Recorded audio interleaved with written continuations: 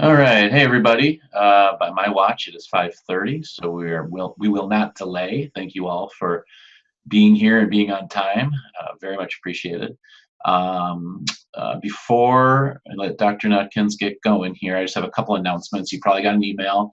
Module 6, which opens tomorrow, is available to you now, so you can check that out when you get a chance. As always, there'll be a very, very brief evaluation sent to you following tonight's Zoom session. And as always, if you have a comment or question, please click on the raise your hand button. I do keep track of who does that, and everyone will be heard who wants to be heard. So, Christie, I'll give it over to you. Okay, thank you. Sure. I just wanted to start with a brief kind of introduction and explanation. When I originally agreed to present this module, my idea was that I would have some family members here and we'd present on topics related to education, their experiences.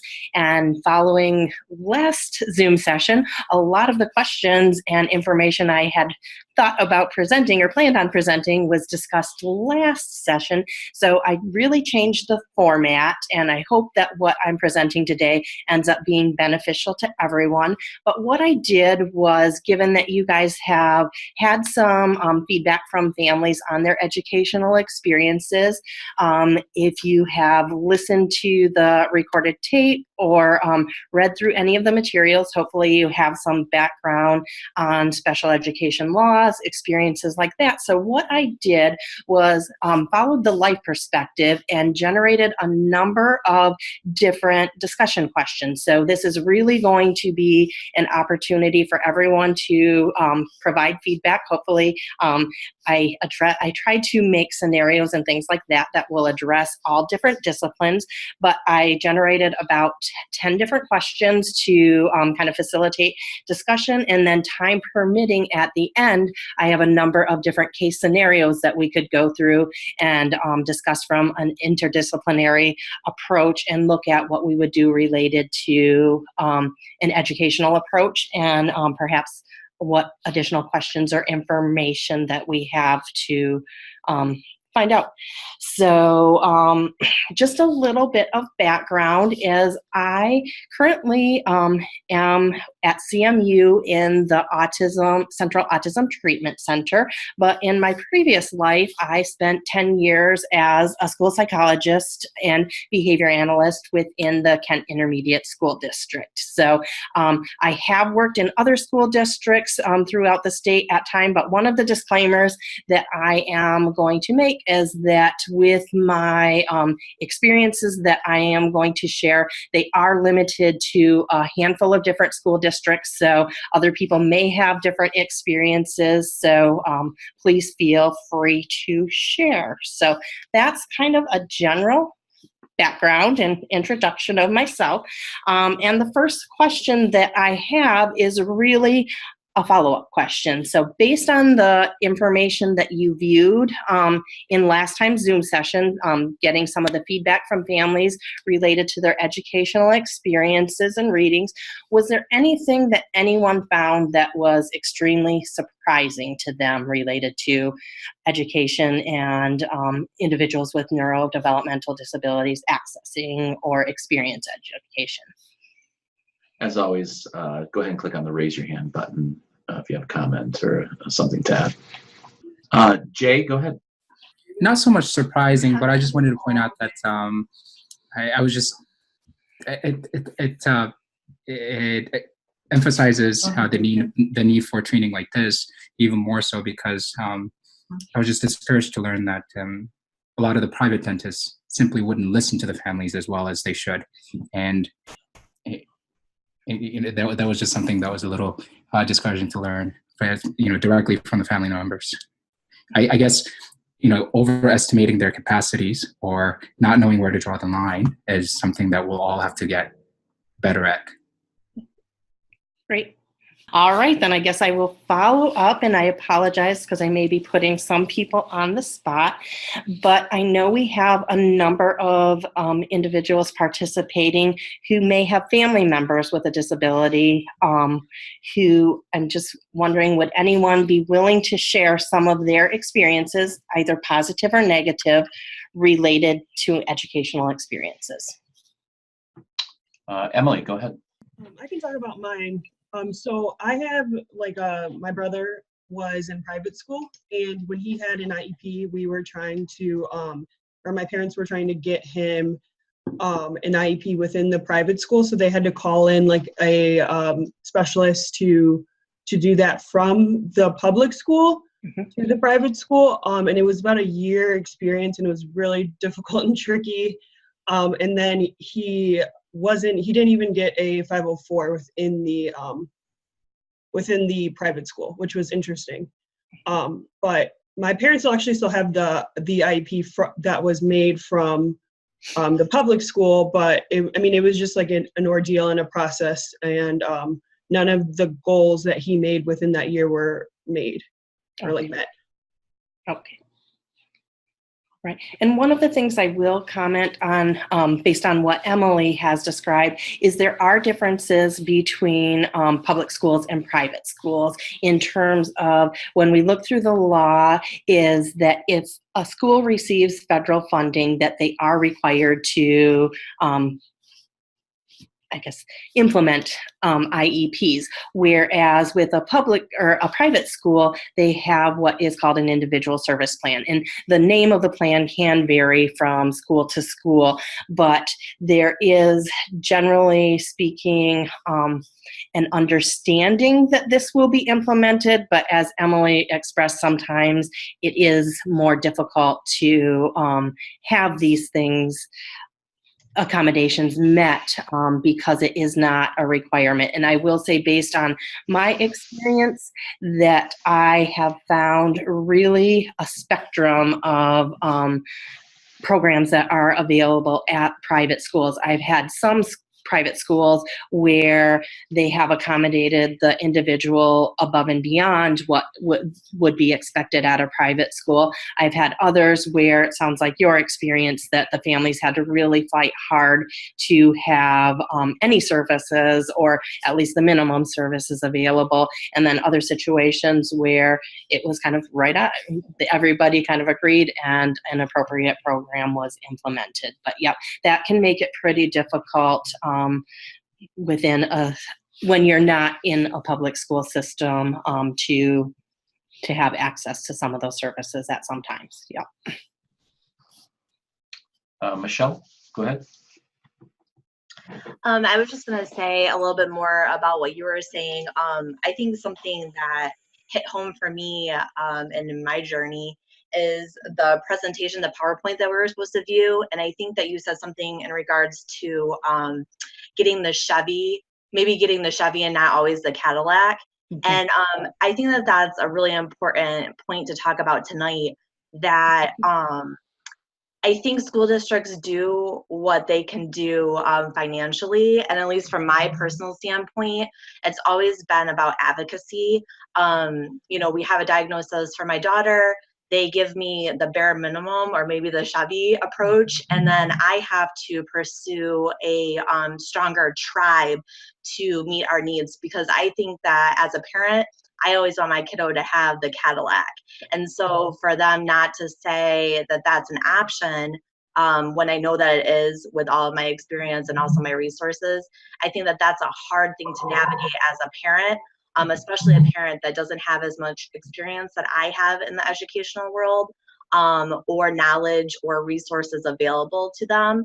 So that would be maybe a little bit of a discussion we should have tonight with everybody, trainees and whatnot, about that Chevy versus the Cadillac and what we should do to help support those parents. Yeah, absolutely. And that is on my list of things to talk about tonight. So, yeah, thank you for sharing, Michelle. Yeah, no problem. Thanks. Sandy, go ahead.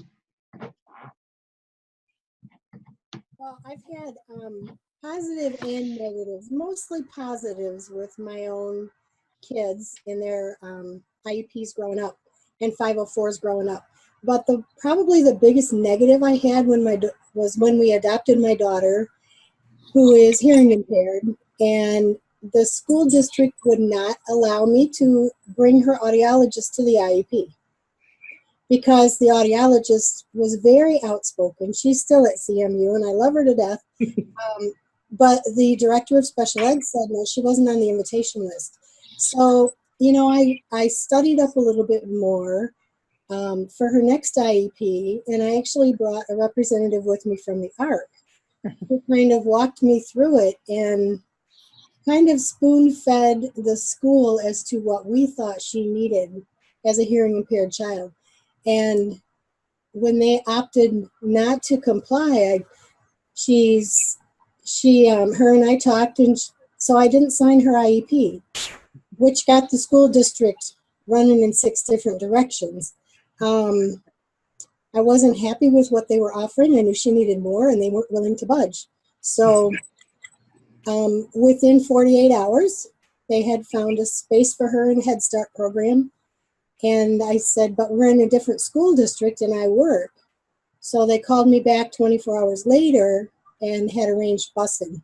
So, you know, that was early in her career, early in her little life, that I learned kind of the hard way what you have to negotiate with the schools. And it's gotten easier as she's gotten older, and her needs have gotten fewer. So, but it was a lesson learned.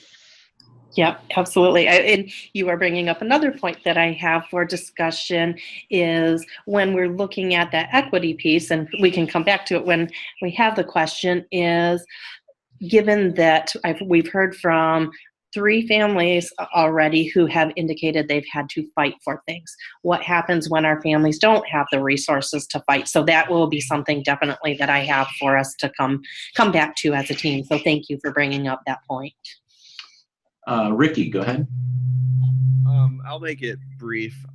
But so my brother, my mom had to fight a lot for to get him certain services within the school, and the school wouldn't provide based on they would provide a lot of different services without consulting the IEP team first. So then my mom would have to advocate, and luckily she was very great at the advocating point, which was a beneficial thing. But because of the school would kind of cheat around certain systems, she had to hire a special education lawyer to come into the meetings, which the school did not like, and they gave a lot of pushback with her on that. So it was a struggle, and I think because of that, my brother didn't receive the services that he should have, and so he ended up going to a 4-year college, but then he dropped out after 2 years because he didn't have the skills to be able to complete it. And I mean, he's living on his own now and he's doing great and everything like that. But I think things could have turned out different educationally if the school was a little bit more accommodating and there wasn't so much pushback.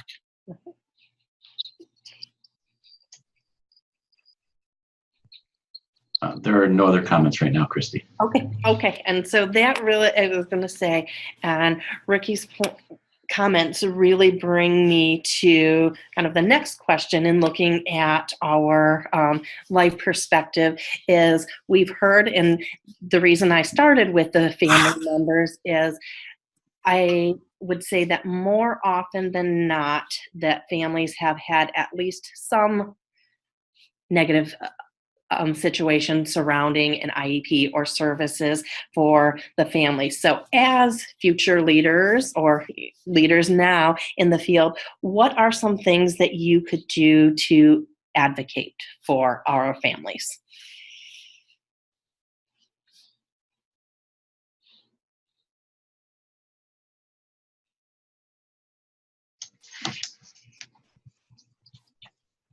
John, go ahead. Hi, I'm just curious. Are there special education lawyers that are associated to each school, or is that something that has to be hired privately? Typically, if a family is searching for services, they do hire their lawyers independently. So there are lawyers who specialize in educational law, and my experience is that generally speaking, they are hired by the school systems. So in most cases, the schools would have more access to resources related to, because the number of lawyers in the state of Michigan that I'm familiar with is pretty limited. And so oftentimes those lawyers are on retainer by the school system. So oftentimes families will have lawyers who maybe don't have expertise in that area. That's what I was thinking. And it's kind of hard to get a hold of someone like a special education lawyer if you don't have, that kind of information. And I guess as clinicians, you'd want to have that information in your office, or at least have somebody who works in the local school district that can help out on an individual case-by-case basis. Mm-hmm. Yeah, absolutely. Kayla, go ahead. I think it's really important to always be listening to the family and not be too quick to judge, because I think we definitely, like we talked about in the face-to-face session last week, we always have our own biases no matter what, even when we don't mean to or don't want to. I think it's really important that we try to set those aside and always be listening to the family, because you never know what's going on the other side of the door, or what they have going on at home. And I also think that it's important, if there is a disconnect between school board members or principals or teachers or anything like that, that we should try to mediate that and not necessarily battle it out between the two, but try to bring those two perspectives together to come up with a solution that's best for the child. Because sometimes I think in those IEP meetings and everything, the child's best interests get lost, unfortunately. So. Michelle, go ahead. I think something that I'm kind of learning on the way as well too, and then also coming from a teacher's perspective, is I almost feel like there needs to be some sort of person that can help mentor or guide parents by teaching them how to take the emotion portion of it out. And that's easier said than done, because when you get into these situations, they get very emotional, regardless if you're the parent, the providers, or whatnot. But to kind of keep that emotion piece out and really focus on the kiddo and talk about, what your wants and needs are, how that's going to be accomplished, and really stick to like a plan. So I think that there needs to be some sort of person who can sit in these meetings and help guide it to keep the emotions out and stay on task. Because a lot of the times, we did that with Dr. Turner too. There'll be some flinging of different comments in, and we get sidetracked off of the child, and the emotion gets pulled in, and that's when we have meetings that are not, meeting the child's best interest. Yeah. And one of the comments I will say from, to address that, is I always felt, as someone who was a school provider, that the most productive meetings were when there was a neutral party or an advocate involved, because there was, exactly like you're saying, there was someone to mediate the situation, to keep us back on track, to say, hey, this is about the child. It's not about, the school or the parents. But yeah, so.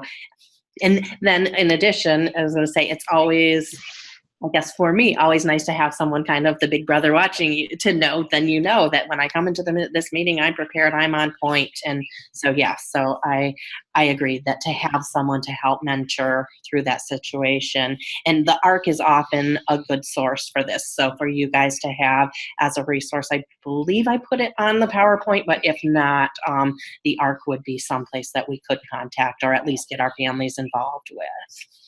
Exactly. And just another point to that too is, I also think that now taking off my parent hat and putting on my district hat, or my school district hat, I think it needs to be viewed as something that's not confrontational too, because if the minute you talk about having an advocate come sit with you at an IEP meeting, it's necessarily taken as a negative thing. And I don't think it should be a negative thing. I think we need to relook at that as a positive thing, having, like John just mentioned in our chat, about having it be a third party kind of outside standard, where it's not a negative, it's more of a keeping us on track, a positive thing to meet the needs of everybody at the table.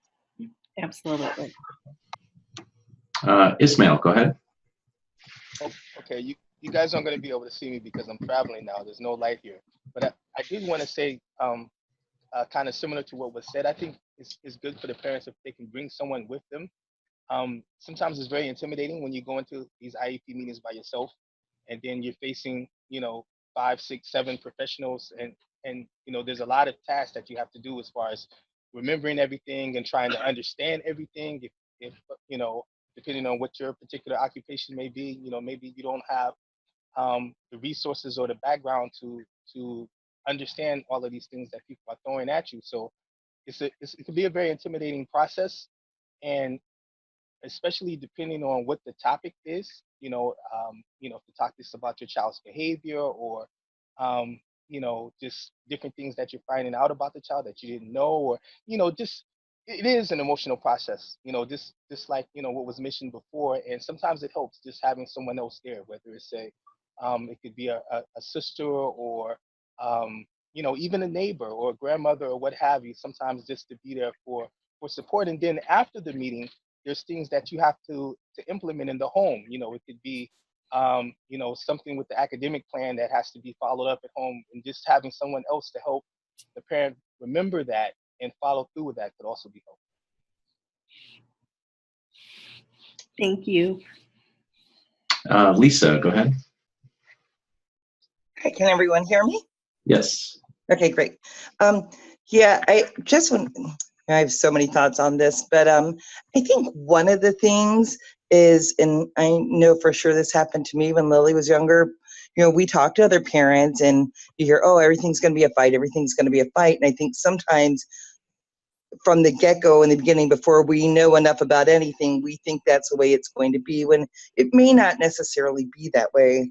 And but would I have known where to really reach out for the resources maybe at that time before Lily started kindergarten, before I had this job? I don't know, maybe I would have. The IDEA and all the laws are very long, very hard to read, very hard to understand.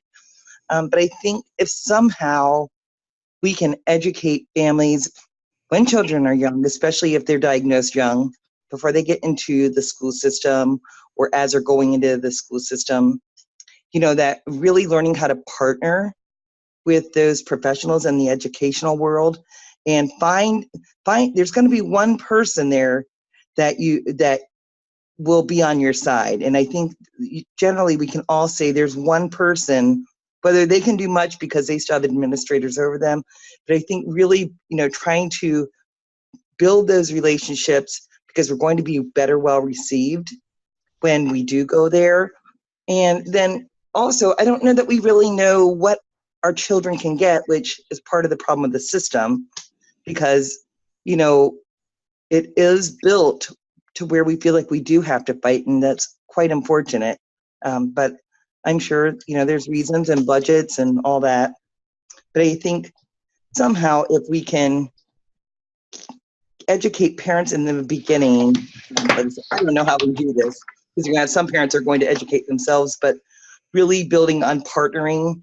And also there are a rights law training, and I just attended, I believe, earlier this year, which they go all to every state and they travel around, and it's like a one-day course, and really kind of gets to the heart of the laws and the things that you really need to know out of all the parts of the law that will really impact you. Through the Family Center, we do have some electronic copies of From Emotions to Advocacy and one of his other books. So it's an electronic version, but we can share that with families. So if you have any families that might like a copy of that electronically, have them call the family phone line. And then last is just to remember that we also have the Michigan Alliance for Families, which is housed under the ARCs, but they are parent advocates, so sort of like the Family Center, but they have parents in every region. And those parents are there to help parents and attend IEP meetings. I have heard, some of the parent vendors, sometimes they have problems with getting callbacks, but a lot of them are really wonderful. And so that's my 2 cents. Thank you, Lisa. Katie, go ahead. Yeah. Sorry I'm not on video. I was just driving home from the gym. But this reminds me of when we did the group skit of the IEP meeting and how frustrating it was for the parents, for the teachers, for everyone involved, really. And I'm wondering if there is some kind of outline that school systems have or that clinicians have that go to these IEP meetings that they kind of base their questions out? I know it's a case-by-case basis, but kind of like a general outline that they go through to kind of, you know, have a solid agenda. And I guess to answer that, I don't know of any kind of standard or formal, but if no one else on the group has that, that is something that I can absolutely kind of create based on my experiences, a template for things to ask and share it with the group so we can at least, and then get some feedback from some of the families, because there may be some pieces, but I'm happy to put something together if we don't have anyone who knows of a pre-made resource. But that's a great idea for something that we could have to help our families be more informed. Emily, go ahead. More of like a question / comment. So I heard everyone kind of touch upon this of being an advocate to answer questions like after the meeting, and kind of being involved in treatment plans and explain like course of action, and also like the child's like deficit and what's outlined in the plan. Like, I'm not gonna lie, I have a master's degree in education, and reading through these IEPs, I did not know what decoding was. Like, I had to look that up. So even that term was kind of very unfamiliar for me. So I can't imagine, like, as a parent, when you're getting this and saying, oh, like, my kid needs to master decoding, and you have no idea what it is and how to help them. Yep, and that is something with the IEPs I talked about in the PowerPoint, is the IEPs are not supposed to be predetermined, but that information related to what is going to be shared or proposed should be shared with the families ahead of time so that they have the background. And so, like you're mentioning, is that would be a perfect time for the families to be able to find someone who, or have us help, the families find someone who could read through an IEP and explain things. Because as someone, I don't recall exactly who mentioned, it is quite intimidating when there are a group of professionals to say something. I mean, like what you just said, I don't understand what decoding is. That would be something that if you have a bunch of professionals looking on, you may not be comfortable saying. So yeah, I think that would be something that we could potentially help our families with, is if we understood this process, having some understanding and help read through an IEP ahead of time, and for the parents to know that they can have access to this information ahead of time, what is going to be proposed. Thank you, Emily. And Michelle, go ahead. Okay, so I just ran downstairs, Lisa, while you were talking. So I don't know if she brought this up or not, but the Michigan Protection and Advocacy Service has a manual. It looks like this. That's called Special Education, a Manual for Advocates, and it's a free resource to parents, also teachers, actually anybody. And I think it would be really beneficial for everybody in our program to get this and read through it, because basically it walks you through like the whole IEP process, anything about the legal standpoints of it, getting services, getting a diagnosis, like all of these things. I can bring it with me to our next face-to-face for people to check out, but it was a really great resource. It's a free resource, and it's really, really helped me advocate in our IEP meetings. And when you walk in and put the binder down too, it kind of gives you a little bit of, I don't want to say power, because that's not what I'm looking for, but it does give you a little bit more things to say, oh, just a second, let me check my binder to make sure that we're all on the same page. So just a little tidbit there too for a free resource. Hey, Michelle, can I jump in on that too? Yeah. That's good timing, because they literally just updated that a couple weeks ago. There's a brand new one out. Yeah. Is that what you have? Okay. Yes, I know that. And so I know that you can get that and you can add it in, or you can get a new binder or whatever too.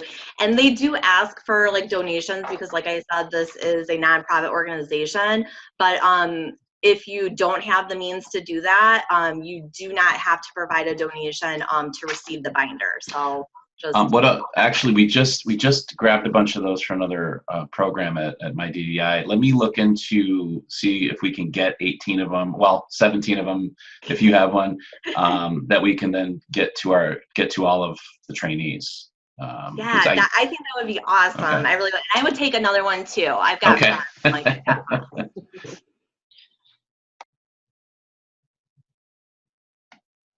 Jay, go ahead. I have a quick question. So if the family brings in their some professionals from their private therapy sessions, right, to sort of mediate and facilitate their IEP meeting with the educators,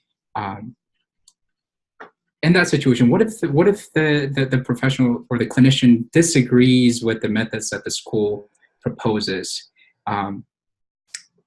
How is that resolved?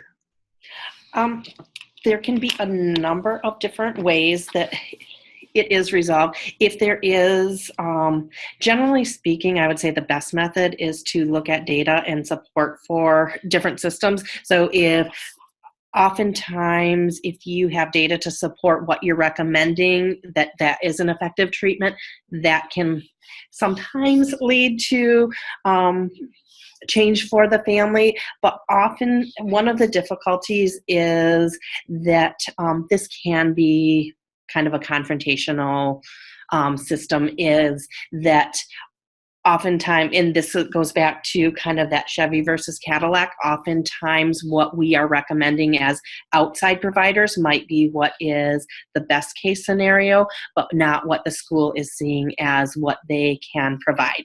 And so I know I'll touch on this a little bit more and have a little bit of discussion, but really if you can articulate why what you're advocating for is specific to meet the child's educational needs rather than their global needs, that in my experience has been more well received, in terms of if you specifically say how this is going to help them meet whatever they need to educationally versus having the best outcome. Because oftentimes people will say, well, that's not related to their school performance. If you can specifically cite examples for how that will make the child more successful within the school setting, is one of the pieces of advice I would have. But overall, unfortunately, a lot of times it gets into disagreements, but parents can disagree with the IEP, and then it can go to mediation or grievance or further.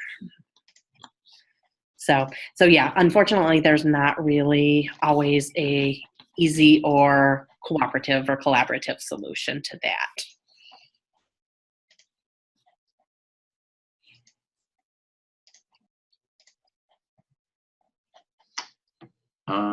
Sandy, go ahead. I think too, as a parent, you need to follow what that IEP is saying. And I bring that up only because in our situation, our speech therapist, when my daughter was upper elementary school, had written in her IEP that she was going to do speech therapy 2 times a week.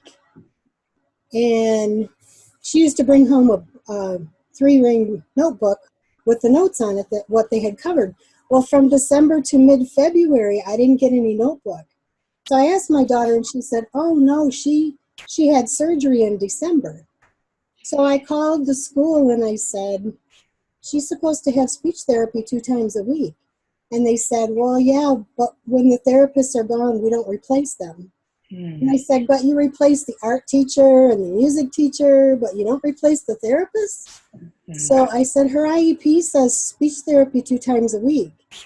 So because I was the squeaky wheel, that speech therapist, when she came back, had to make up all those sessions. And then the next IEP, she wrote a range. So instead of 2 times a week, she put so many times a month.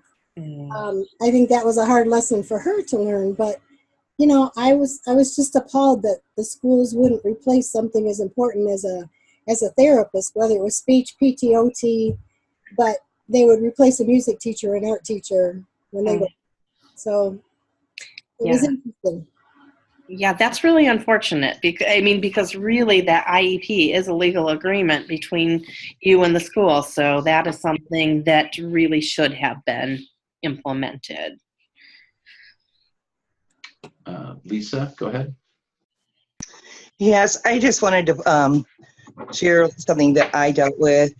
It seemed like once Lily got into 3rd grade, and I don't know if it's just the district I live in, the way they work schools here, they were really trying to pull out back with the OT and the speech therapy.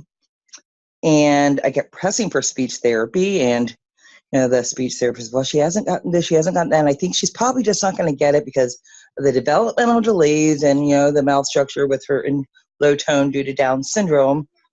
And so, I discussed this with her audiologist at U of M, and she's like, what? This is crazy. She has hearing loss on top of it. So I brought this back up to the speech therapist, and she's like, well, what does she think that, that I need to work on with her? Or what does she think that this is going to do? And I'm like, she has hearing loss. So I don't understand, I felt like she got very defensive.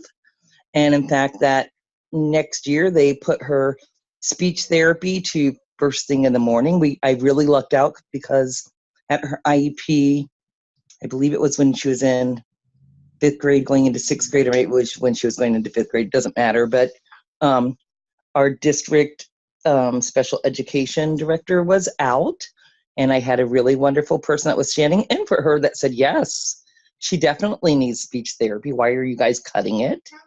And so anyway, but what they did do, and they know that Lily comes in late sometimes due to her issues that she deals with major constipation, they put it at the worst time of day. They put it very first thing in the morning. Like, she had to get in and get to her locker, and if she was not there right then, the lady would leave.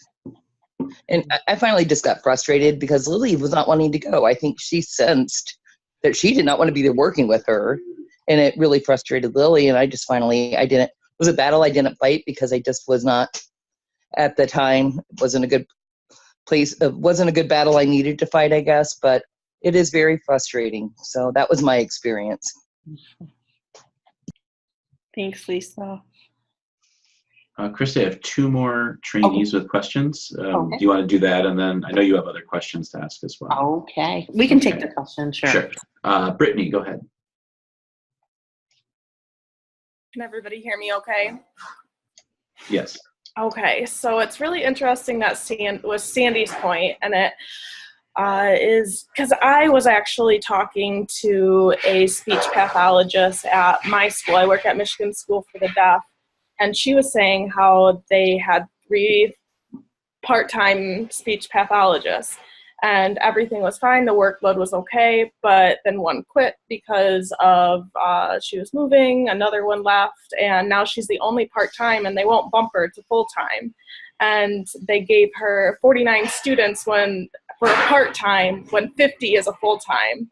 So even though they could possibly use another speech pathologist, for more children are needing a speech pathologist because of funding, because of kind of the politics, it sounds like they won't take on more students. So it's just kind of interesting in that sense as well. And my conversation with a speech pathologist here in the current situation here, not saying it's the current situation all the time or everywhere, but just kind of thoughts with that.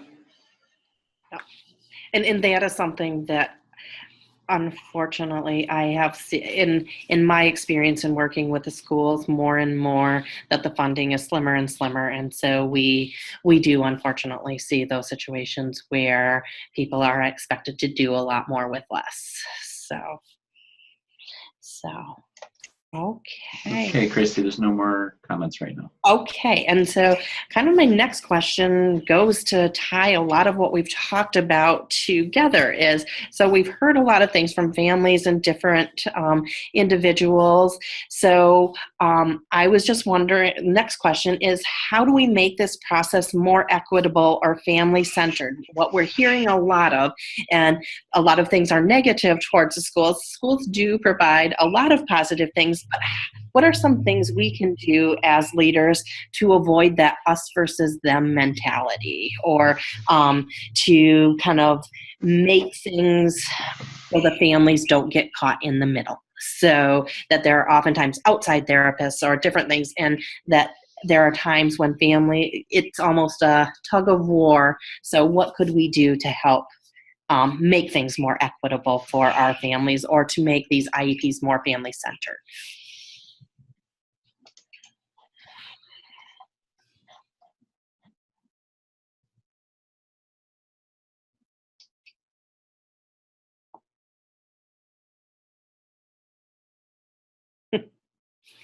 Sandy, go ahead.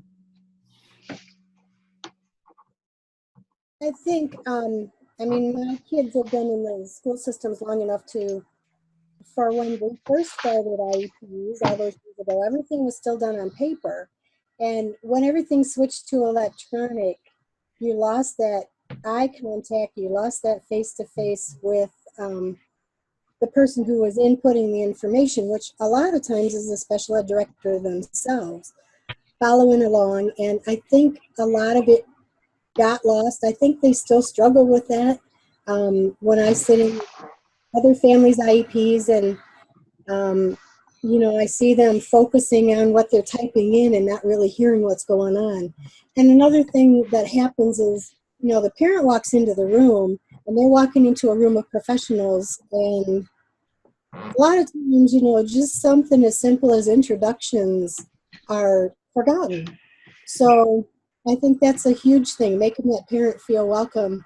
And same thing with the parent, you know, recognizing and acknowledging the people that they do know in the room, if it's the therapist or if it's the teacher or whoever it is in there. Just, you know, making that first attempt to reach out to them and try to make it a personal meeting.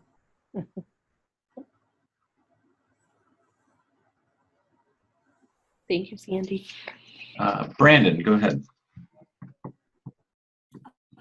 So one of the things that I've realized is that even through all the special education documents, parents generally don't understand labels, what it means when a label changes, all the intricate details of the IEP.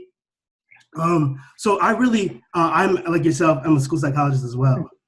And one thing that I've made a point to do is, like, I'm employed by the school system, but I work for the kids. So one thing I make it known to the parents is, okay, if you want to bring an advocate, bring an advocate. If you want to, I encourage you to bring your outside evaluator as well. Bring those people to the meeting. And I just make it very clear to them that, like you mentioned earlier, our educational goals are different than what you're going to have outside in the public setting. But what I try to work with my special education team to do is, when we write goals, make the goals and materials something that the parents can take home and do as well. I invite the parents and to go observe a session in the with the speech pathologist. What is she doing?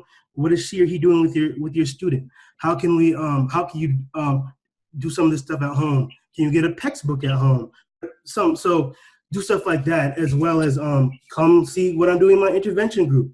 Here's some of the materials. Take this stuff home with you so you can replicate and help work with your student as well. But yeah, and one of the things about advocacy as well is advocating with the the State Department as well. Special education in Michigan is underfunded by $700 million. What would special education look like if we had some of that funded? That's another. I mean, I'm in a school district right now, a rural community, and we serve. I have a classroom of about maybe 15 students with severe developmental delays, and there are just not any resources. What would that look like if we had some of the extra funding? Okay, I'm done. Yes. Thank you. There are no other comments right now, Christie. Okay. All right. And so I know we've touched on these a little bit, but what are some of the barriers that you've noted for families and potentially accessing services?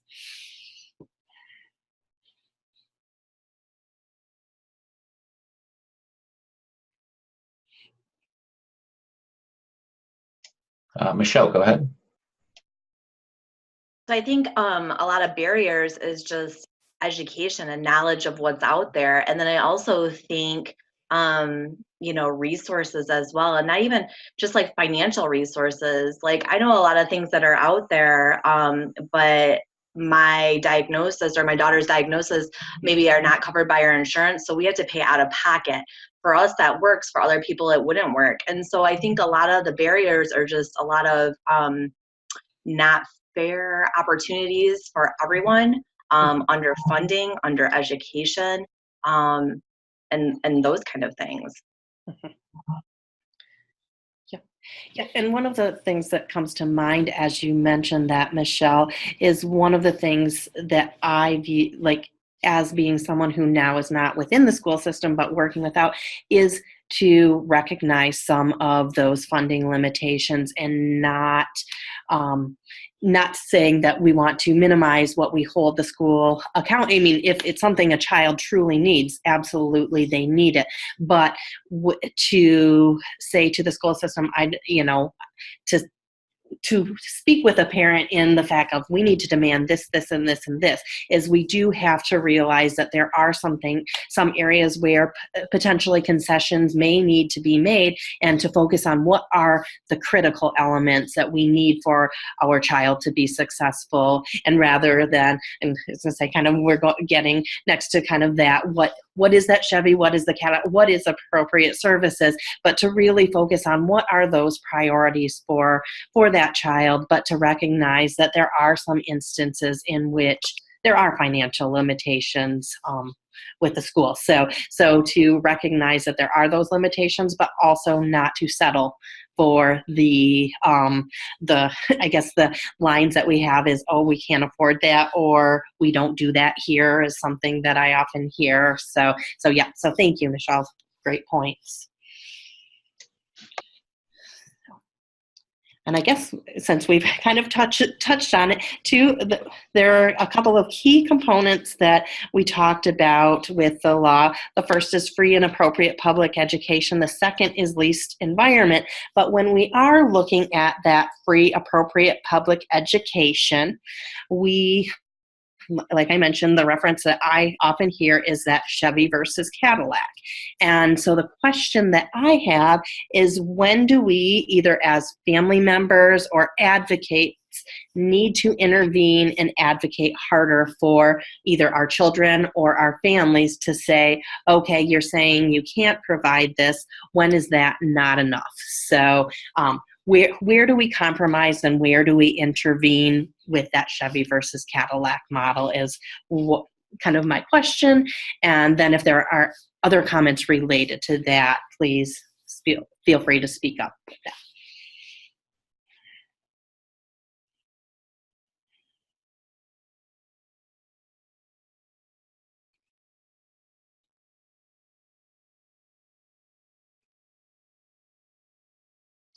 Kayla, go ahead. I think one very basic thing is if the child's not making improvements, they're not progressing, you're not seeing their educational performance improving at all, or their scores increasing, or their functional daily living activities are not improving, that's the first sign that they're not getting enough services or intervention, because 25 minutes a week with the speech pathologist might not be enough, or what they need. They might need more intensive services. So I would say that's the first sign, and that should be a huge red flag that this child needs more intensive services immediately so that they can begin making progress and improving their academic performance in daily life. Thanks, Kayla. Yep, and that you hit on several of the key points that I was hoping we would get to here. And oftentimes, and I know speech is often the one that I hear the most commonly, is, well, we only provide speech once a week here, or we only provide, well, there are a number of children who need speech maybe more frequently, but less, time. We really have to remember that the IEP is individualized. It's not what they do at the school. And so those are, if you hear comments such as, we don't do that here, that might be a red flag that we need to advocate further. So absolutely, if the child is not making progress, and the children should be receiving regular reports on their progress, and if they are not making that progress, that's a key indicator that we need to intervene further. Philip, go ahead. Yeah, so in terms of the dental perspective, I feel like a large barrier is the fact that, dentists can't just go to the school and provide care to the student or to the child. But especially because, it's resources are very scarce in like getting mobile equipment, and you need like x-rays to be able to do anything on a child. So that's pretty tough in that way. And I feel like as a whole, a lot of children, they're more susceptible to getting dental disease and dental decay, and that can lead to them not improving in their other aspects that may be on their IEP because they're suffering from this dental pain. And, it's tough for us to figure that out or to even get them to go see a dentist. So, yeah. Yeah, absolutely. I was thinking of the dental students as I was discussing this. I know one of the schools that I used to work with, they did have dental clinics that came into the school, and it was amazing how many children we saw some improvements in behavior after some of the issues were addressed. So, yeah, thank you for bringing that up. Ismail, go ahead. I think that special education programs should be audited, or there should be someone that's neutral from the district to come in to see if the IEP is being followed, and kind of like be neutral, not necessarily on the parent side or on the school side, but kind of look for situations where maybe certain students are getting ignored. I've seen schools where teachers hardly ever look at the IEPs at all, and there are a lot of schools in the inner city where maybe 20% of the teachers are gone on a given day. So there are a lot of substitute teachers. There's a lot of turnovers. Just in education in general, some teachers are only there for a few years and then they're out. And so there's huge turnover and staff issues in a lot of the inner city schools. And so, whoever did the IEP at one point in the year, it could be 1/4 or 1/3 of those people aren't even there anymore. And so, and also the last thing, Sandy had mentioned that she noticed that something in the IEP wasn't being followed, and she had the background to kind of pursue that and follow up with that. But other parents may not have that background, and so they're just being ignored, and it would be good if there was someone there that could kind of review what's going on at a particular school and say, this is the situation, and this needs to be looked at for these children. Yeah, great point. And I do know that there are times where things are being audited, but oftentimes that is done way beyond the point where it's helpful to the child. So I think your suggestion of having someone who's really there to do that in real time makes great sense. So thank you for that. Christine, go ahead. I just have a general question because I don't really know how it works, but when an IEP is made and a kid has 3 sessions a week in like other classrooms, when are those scheduled? Like, is the kid missing out on like core concepts that the other kids are learning, or like how is that scheduled? And I'm sure it's hard to schedule all the cases so that they all work. So how is that done? It really is. It varies from school system to school system. Ideally, what would happen is we would look at where are the times that the child is able to miss. If it is a pull-out service that the child would be able to miss. Oftentimes what works, especially with the younger children, what tends to be more beneficial is if those services can be pushed in. So if they're working on language, it would be within the classroom so they could help facilitate, and then that the teacher could help promote some of the things that the speech therapist is. But you're exactly right. There are some times, and I was going to say that is going to hit on kind of the next question, is looking at that least restrictive environment. Because if you have a child who's missing core concepts, so if they have a speech delay as well as a math disability, it doesn't make sense to remove them from their math instruction. But sometimes with the case caseloads, that is unfortunately what happens. And I know sometimes, and not to say that everyone does this, and there are a number of barriers, but oftentimes the schedule is made based on what works for the providers versus what it works best for the child. I know Lisa mentioned that with her daughter, that the services were provided at not an ideal time. So those would be other things that we would want our families to really know and to advocate for. If they are receiving supplemental service, like services where they are removed from a classroom setting, that we'd want to advocate that it is the time that the child can, I guess, most afford to lose in terms of access to that curriculum. Or access to peers. I mean, if we're looking at, oftentimes we may have kids with social difficulties. We don't want them to lose recess, things like that. So yeah, thank you. There are no more questions right now. Okay. So the next term that we discussed a little bit was that least restrictive environment. And one of the things I want to discuss is that environment is not just a place. So when we're thinking about the least restrictive environment and having children have the most access that they can have to that general education curriculum, their general education peers, what else do we need to consider beyond just a place? So, because this is something that the reason this question, well, in terms of also just talking about the least restrictive environment, is oftentimes in that I've had a lot of experience working with individuals with autism spectrum disorders, is what typically happens is we have a parapro that comes with the kids into the general education setting. And this parapro may facilitate the social interactions without allowing the child to have the opportunity. So that may be a situation where they're in an environment that might be viewed as less restrictive, but if they're not getting those social interactions, it might not be what they need. So I guess to restate that question, what else do we need to consider beyond just place in looking at a least restrictive environment? Kayla, go ahead. I'm not sure if this is correct or not, but the first thing I thought of is like extra supports in place that, I mean, as a child gets intervention and grows and increases their ability to function academically towards more of a general education style, maybe they don't need as many supports that were put in their 504 or their IEP to begin with. So maybe they might need to kind of take away some of those supports so that the child can continue to improve.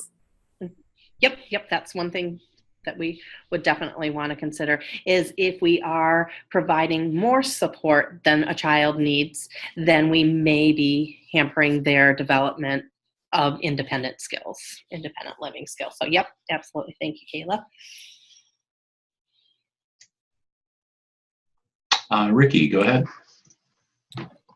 We actually had a conversation this last night.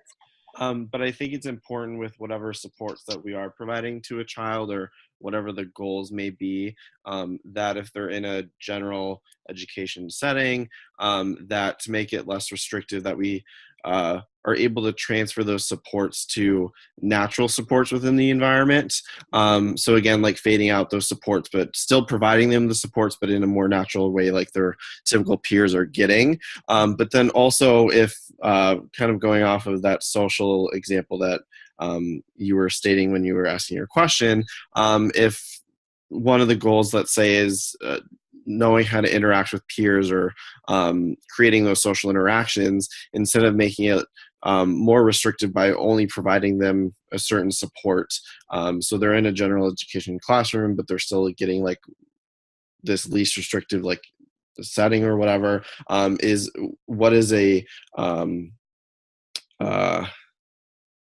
intervention or a support system that can be put in place for the whole like classroom, that it would also be easy for a teacher to implement, and then again would be less restrictive, because all kids need to learn social interactions and not this one specific kid, but maybe it's something that they can all learn from and all benefit from, and especially the child that we're working with specifically. Yep, great point. And if the peers are learning the supports as well, then maybe we can have the peer help facilitate versus having an adult tagging along all the time. I mean, those exactly like you're saying, having those natural contingencies and accessing things are absolutely things that we need to consider. Thank you. And if we don't have any other comments right now, one of the other things that I wanted to bring up related to this is when we're looking at least restrictive environments, sometimes we need to look at in terms of center-based programs or programs that are not housed in the child's immediate living area. If the child has to ride on a bus, maybe there would be programs. So that if a child has to ride a bus for a half hour, be away from their neighborhood school, their culture, those sorts of things, is we have to do kind of a cost-benefit analysis in terms of, is it more appropriate or more beneficial for the child to remain with their peers and with other people of their culture or background versus having them go to classroom that may be specific to their needs. Is that a situation where the family may advocate, hey, bring some, we want to have someone brought to our local school district because we are the service that is offered miles away is something that is denying my child the least restrictive environment. There are no more comments right now. Comments. Okay. All right. So one of the things that I wanted to discuss, since we are looking at equity, is oftentimes there can be overrepresentation or underrepresentation of certain disabilities or certain areas based on different cultural or ethnic groups. And one of the examples I wanted to provide is when I was working within the Grand Rapids Public Schools autism program, we got cited for disproportionality of our population of students we were servicing with autism spectrum disorders. So just to give you a general background, the overall population of the public schools when I was there was about 13% of Caucasian descent. And within our autism program, we had 90% of the children who were being serviced within the autism program were of Caucasian or would be considered white. One of the things that happened with this was that at the time, we had what was considered a pretty intensive autism program. We had an ABA program within the public schools. The ratio that was available for staff to student was pretty close to one-on-one for the children. And so at that point, because we had what was an effective kind of instructional program, is families who may have had their other children at private schools or would have their children with autism served in the local public schools, or we often had families who would school of choice into our school system. So given kind of that example, my question is, what are some other examples of populations or individuals that could be potentially overlooked or even on the opposite side, overrepresented? And how do we look at, what these populations might be and what are some ways that we can address more equity in programs? Sandy, go ahead. I think as far as programs, I like to think that it's on the rise and getting better, but for the older kids, especially the kids as they're getting ready to get out of high school, into the workforce, or I think they are so lacking in programs, especially the kids with autism. There's a big focus on the young kids, and there's a lot of centers that work with young kids, but when they hit those teen years and above, there's a lot of need there.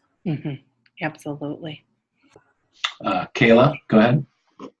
One population I thought of is children who stutter. A lot of times, overtly, they don't stutter maybe once or twice every 100 sentences they say, but they have a lot of the covert feelings that go along with stuttering and a lot of the shame and the depression, and it really does affect their academic performance, and they really do need services, but a lot of times they get overlooked or missed because the teacher says, well, I don't ever hear them stutter. When they talk, I don't notice. They're fine. They talk in class. I don't notice anything. So then these children don't get services because they don't have their teacher backing them up saying, yes, this is affecting their academic performance. And it's really frustrating because they do have a lot of those underlying covert things because of their stuttering. So they do need services, and they do need to see a speech pathologist and maybe a psychologist as well.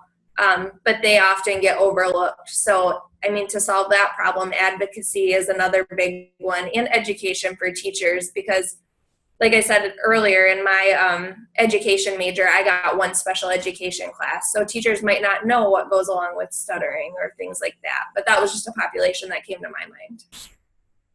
Great. Thanks, Kayla.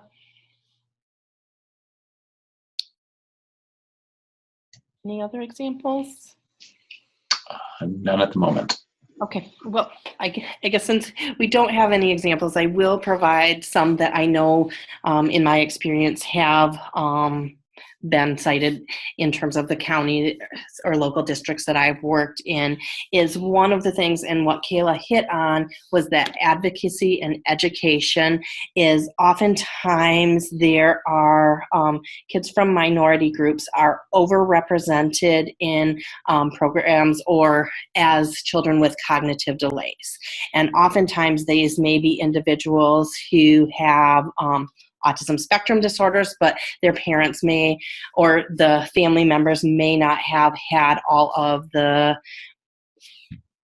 background in terms of advocating for what is most needed for their children. And oftentimes what I found is it is often, unfortunately, related to education level, is that parents who have higher levels of education are advocating for their children. And so, at least in the programs that I worked for, is oftentimes it was more affluent parents who had their children enrolled in the autism program where there was greater support versus families who their children may have had autism and may needed the same supports, but they didn't have the resources or knowledge to advocate for their children to have access to some of these services. And I know we've kind of hit on this time after time, is really advocating and educating our parents as to what services are available for them.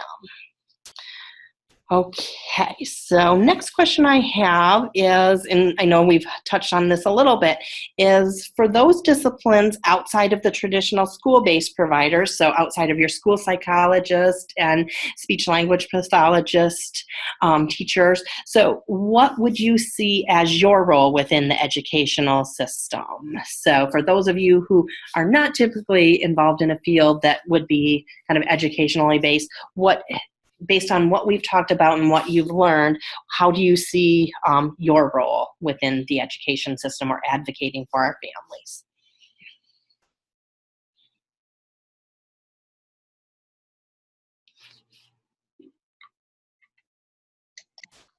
Madison, go ahead. Okay, so from an audiologist standpoint, I would probably say going in as the educational audiologist and verifying with those kiddos that, the hearing aid's working. I actually spent some time with one of my supervisors going to the school, and kind of a disconnect that teachers just didn't even really know how to change a battery on the hearing aid. And rather than the hearing aid, they thought it wasn't working. It was just, they just needed a new battery. So things like that, giving, again, going back to educating teachers and things like that, that there are ways to kind of troubleshoot hearing aids or anything like that. And then another big thing is verifying FM systems, making sure that we can stream directly from the microphone that the teacher may be wearing directly to the kiddo's hearing aids, and making sure that it's on the right channel. There's a lot of different like technological things that go into it, if you will. So making sure that everything's kind of checked out and working properly as far as from an audiology standpoint, and then making sure that we communicate with parents at the home front that, you know, we were in to see them today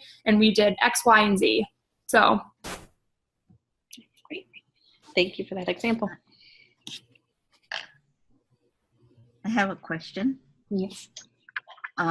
Christie, I like what Madison just said.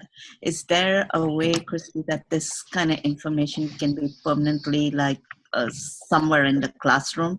Because you do have a lot of substitute teachers that come in, and it's not always possible for them to know, you know, what Madison put it very well, but those are kind of things that sometimes might help. There's little things, but they can help. Mm-hmm.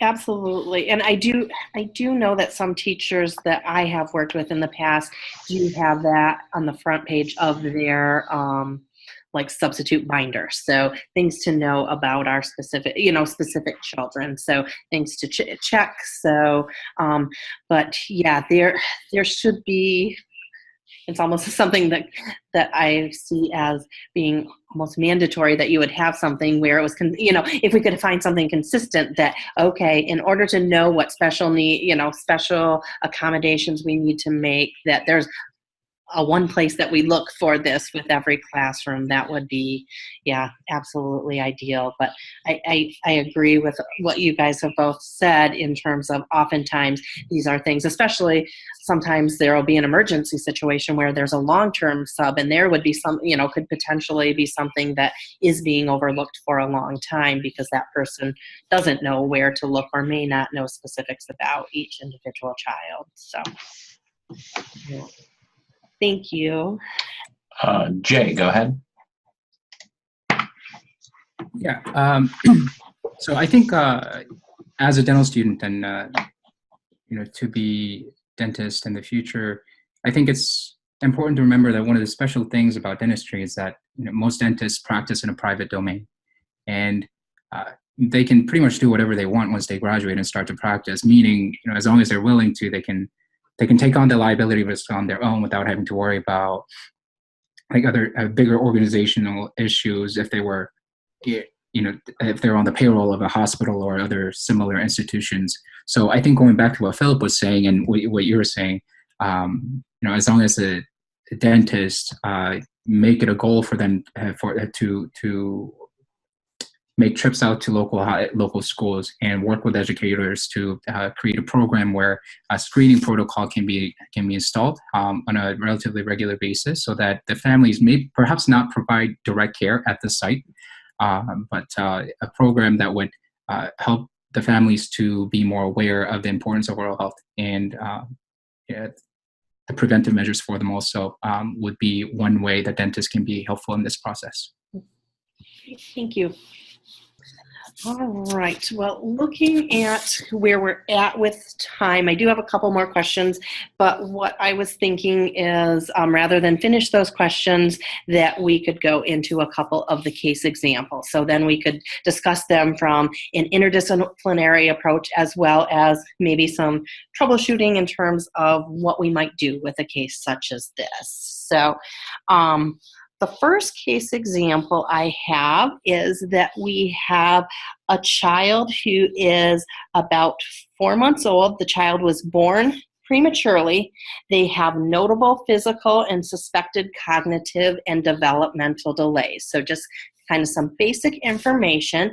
If you were to see this person, if they were to come to you, what would be something that you would lead the family towards in terms of education, or what additional information might you need or want to ask?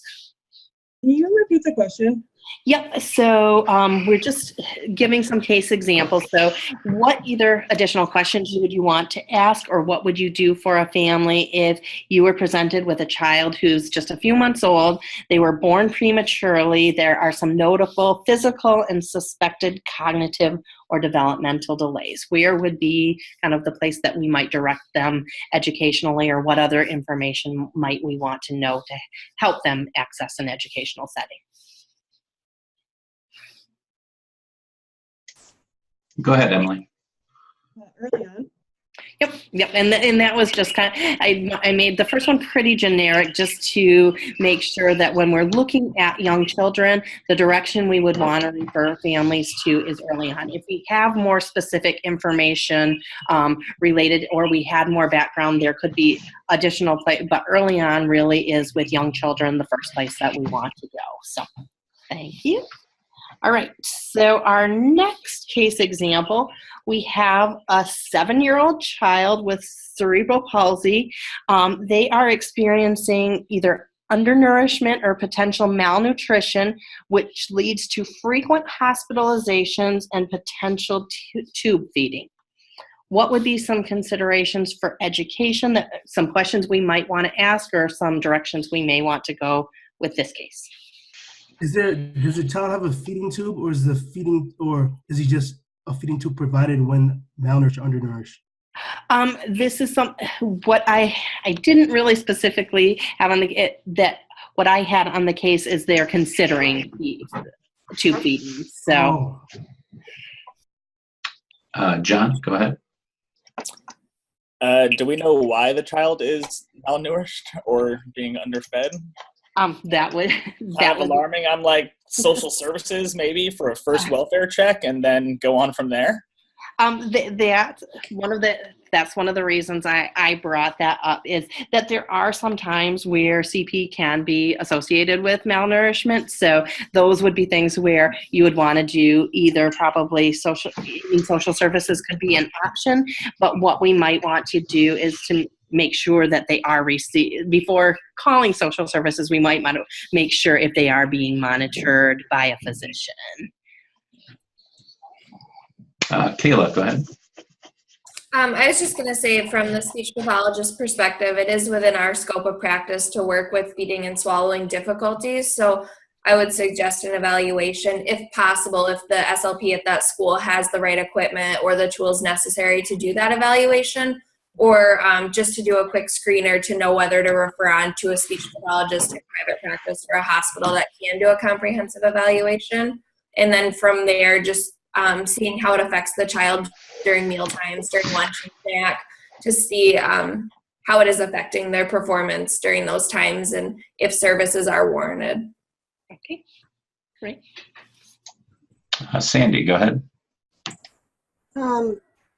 Because what I do when I work in the homes, I think the first thing I would do is to talk to the family about, do they have adequate nutrition for the child in the home? And is it foods that this child can eat?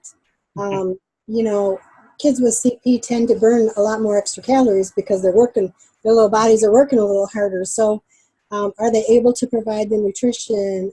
Do they have enough time at school to eat the lunch that they're given at school? And, you know, start there and work that way. Working with children's special health care, a CP is a covered diagnosis. You know, if you can get their case manager, their nurse from children's involved, and have them come out to the home, do a visit, and do a little further digging just to see if there's some other solutions that might be simple. Yep, thank you for those comments. The few things that I wanted to bring up with this case is one of the things that was mentioned was frequent hospitalizations. So this is something, if a child is missing an extended amount of school, do we want to consider if this child may be eligible for an IEP? Is this a opportunity where we may look at homebound services, or are there services available that could be provided while the child's in the hospital? So I just wanted to bring up some different types of cases so we could discuss other options that could be available, because and one of the things that we would need to look at is is this in terms of kind of that IEP versus 504 plan, is the child does have a diagnosis of CP. So based on that, if they're missing school, they would at minimum qualify for a 504 plan. So we could have some accommodations and things related to providing some education within the hospital system. But we would want to look at, is there something special or additional that is needed? So would those services need to be provided outside of the school? So I wanted to kind of bring that up as an option to know that school services don't have to be provided just within a school system. Okay, so I guess we'll do one more case. Or do people have general questions? John had a comment. Go ahead, John. Okay. Under like a 504 plan, would they, like, the school district maybe send like a private tutor to the home, or make lesson plans available to be taken home? What do they kind of do in that situation? That could be something that would be an option. So with the 504 plan, really what it's stating is that the individual needs some accommodations or modifications. So in the instance, if this child were to be hospitalized, so it may be that there's a tutor that comes to the school. It may be that the teacher creates a portfolio or packet to be sent home for the child. So really it would be something that would help promote that ongoing communication to make sure that the child is getting what they need. So if the parents felt that they were in a place where they could help support the learning, if they were provided, then that might be something that was sufficient, but it may be something where a teacher or a tutor would go to the hospital or to the home. Okay, yeah, I was going to ask if they're like kind of in an extended stay in the hospital, months bedridden, they would still be able to accommodate that or bring somebody to help. Yes, yeah, that should be something that should be able to be accommodated. Yep, that's kind of why I brought up that as an example.